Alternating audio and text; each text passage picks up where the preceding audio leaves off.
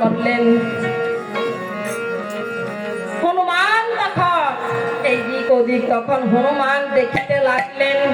তারপর এই হনুমান দেখলে এই কপিল মুনির কাছে অশ্বটা বাঁধা আছে।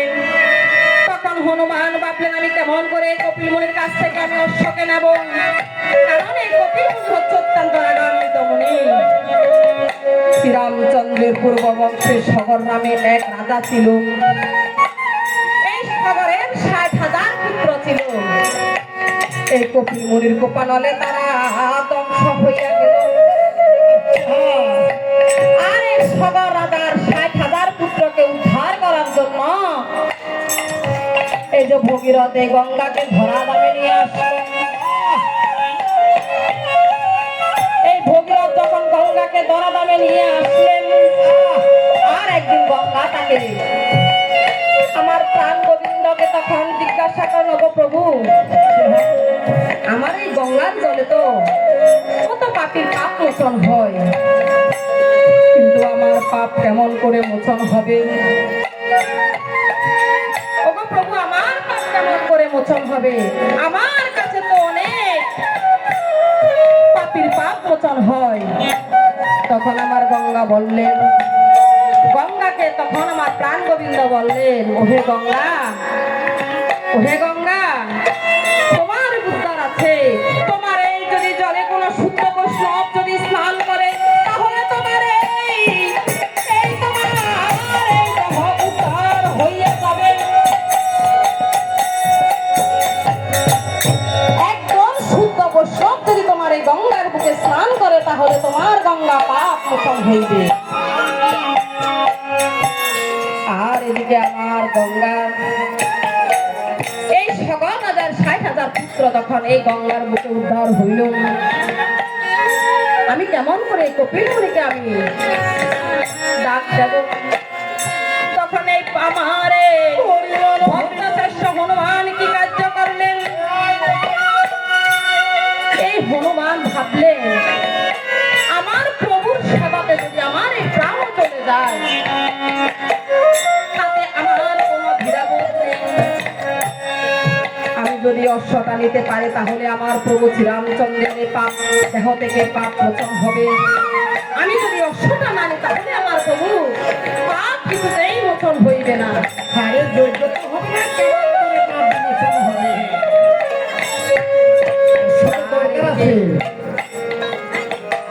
আর এদিকে তখন হনুমান ভাবলেন, আমি যদি আমার যদি মরণ হয়, তাতে আমার কোনো দুঃখ থাকবে না। আর এদিকে তখন হনুমান কি কার্য করেন? এই যে মুনির এক পাশে গিয়ে জয় রাম, জয় রাম বলে উচ্চারণ দিতে লাগলেন।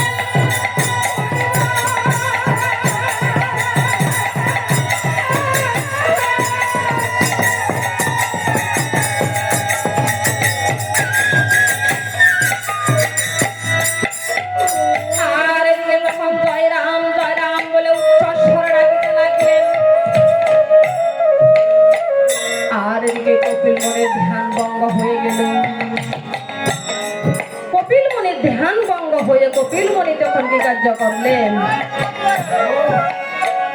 এই পাতালপুরে আমাকে এমন সুমধুর নাম কে শোনালো, যেই রাম নামে নিলে জীবের কোটি পাপ ভরে, পাপীর কি সাধ্য আছে তত পাপ করিতেন।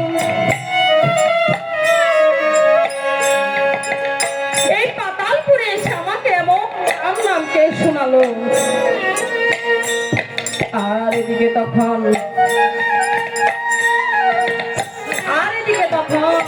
কপিল মুনি দেখলেন হনুমানকে। ওরে হনুমান, ওরে ভক্ত শ্রেষ্ঠ হনুমান, তোমার কোথায় হইতে পাতালপুরে আগমন?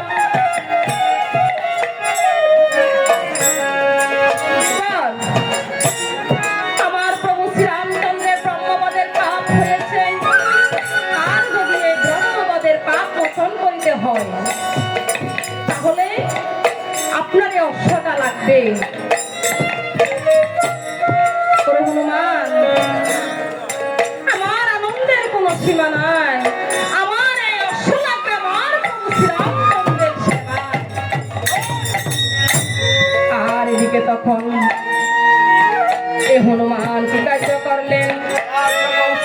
নিয়ে তখন অযোধ্যা ভুবন এসে উপনীত হলেন।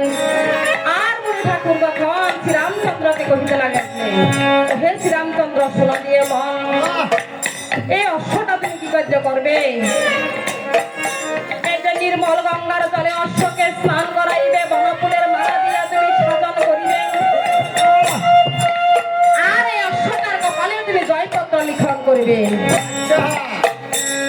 ওরে সূর্য বংশে দশরথ অজের নন্দন,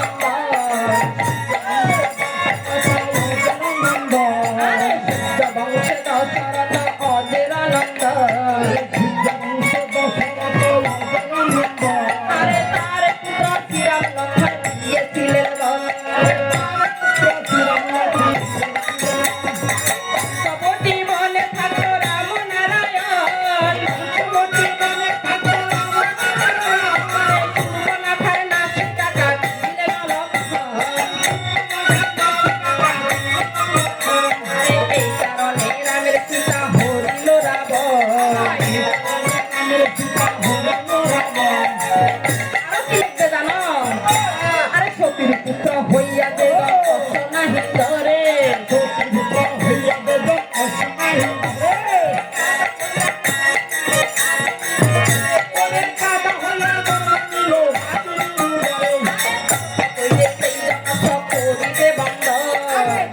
কইলে সেই জনস করিবে বন্ধন।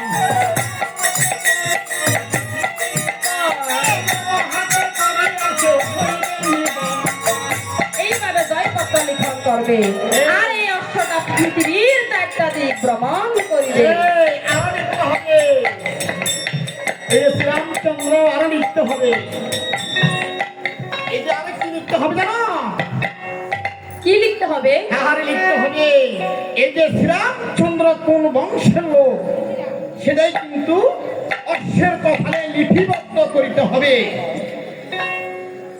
সূর্য বংশে হলো শ্রীরামচন্দ্র, আর এ চন্দ্র বংশ হলো সূর্য বংশে আদি পুরুষ হয় নিরঞ্জন, তার পুত্র ব্রহ্মা বিষ্ণু হয় মহেশ্বর। এক কন্যা ছিল নামেতে কন্দিনী, কন্দিনীকে সমর্পিত জগৎ কারণ মনের পুত্র নারদকে তখনই সেই ঘরে জন্ম নিল, তার নাম ভানু।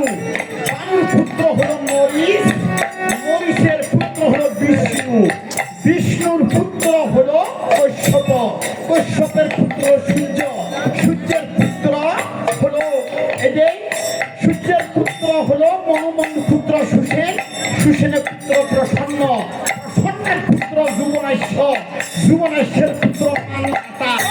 আমরা যে কোথায় কোথায় মানদাতার কথা বলি, সে হলো মানদাতা। এই যে মানদাতার পুত্র হলো পৃথু, পৃথুর পুত্র হলো ইক্ষাকু, ইক্ষাকুর পুত্র হলো এই যে মসিকুণ্ড, মসিকুণ্ডের পুত্র হলো আর্যব্রত, আর্যব্রতের পুত্র হলো শতাবত্ত, শতাবত্তের পুত্র হলো উদর, উদরের পুত্র হলো ভরত, ভরতের পুত্র খাণ্ড, খাণ্ডের পুত্র দণ্ড, দণ্ডের পুত্র হারিক, হারিকের পুত্র হরিবীজ, হরিবীজের পুত্র হলো হরিশ্চন্দ্র। এই হরিশ্চন্দ্রের পুত্র রুহিদাস, রুহিদাসের পুত্র হলো সগর রাজা। এই যে কীর্তনিয়া বলেছে সগর রাজা, সেটা হলো রুহিদাসের পুত্র হলো সগর। সেই সগরের পুত্র হলো অসমঞ্জ, অসমঞ্জের পুত্র অংশুমান, অংশুমানের পুত্র হলো এই যে দিলীপ, দিলীপের পুত্র হলো ভগীরথ, যে ভগীরথে গঙ্গায় গেছেন। গঙ্গা ছিল কোথায়? গঙ্গা ছিল বৈকুণ্ঠে। একদিন মহাদেব, একদিন মহাদেব পঞ্চমুখে সেই বৈকুণ্ঠ ধামে কীর্তন করিতে লাগিলেন। আর সেইখানে এই পঞ্চমুখে যখন রাম নামে ধ্বনি শুনে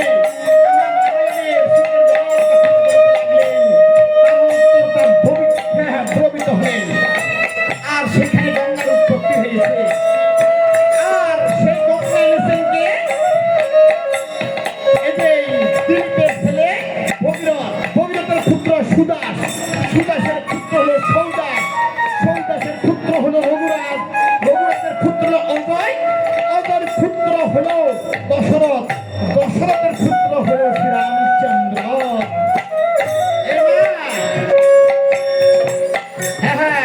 শ্রীরামচন্দ্র তোমাকে এই সূর্য বংশের সম্পূর্ণ বিবরণ তোমাকে অশ্বের কপালে লিখিতে হবে।